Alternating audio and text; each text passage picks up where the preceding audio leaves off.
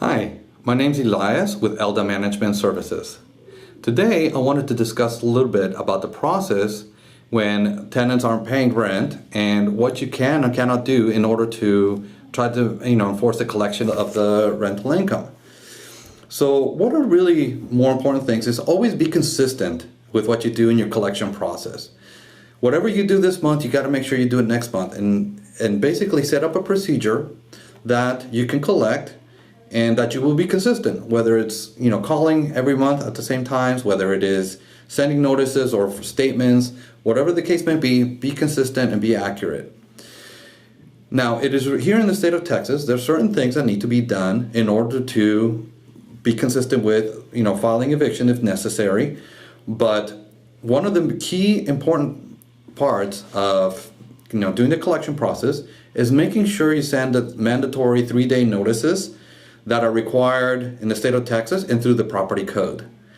Making sure that those are sent quickly enough after tenant has not paid their rent and they're actually late after the grace period that they're given in the lease agreement.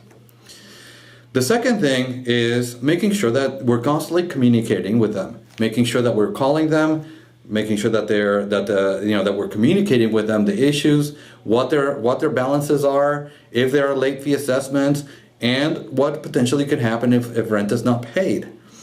Now, normally, you would want to communicate and try to negotiate this quickly and easily. If at this point the tenants still have not paid rent, then it is time to start considering the filing of an eviction. And the state of Texas is actually a pretty straightforward process to be able to go and file the eviction process by just sending certain documents to the courthouse and paying the court fees. In Houston, we generally, have a lot of services that help with that, or you can do that as an owner to be able to do it on your own and, get that process going. Why is it so important? It is because the eviction process is actually a collection tool that we utilize to make sure that the tenant does stay on track. Because if you don't use that, then the tenant will continue to be late and it will continue to potentially create bigger deficits when it gets too far out of hand. Then they can no longer pay for their rents. So it is important to file evictions on a timely basis and not be afraid of the eviction process. It is not very costly and it is not something that you need to be concerned about because if they do decide to pay and pay their expenses, then that can be canceled and it does not affect them in their records.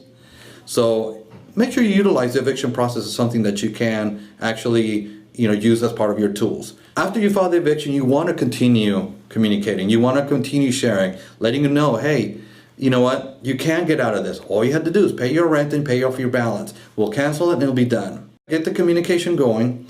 And if at this point they still have not paid rent, they're still at a point where, there's still an issue, then you will be forced to go to court. You don't necessarily need an attorney, but you can get one to help you out.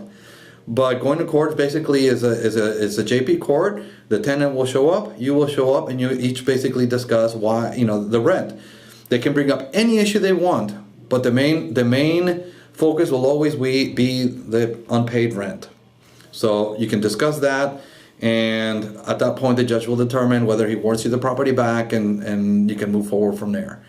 But these are some steps that you need to take to make sure that you're doing collection and you do it efficiently every single month. I hope this helps, and if you need more information on how to do this process, you're welcome to call me at any time. Be glad to discuss it. Again, my name is Elias. I'm with ELDA Management Services. Thank you.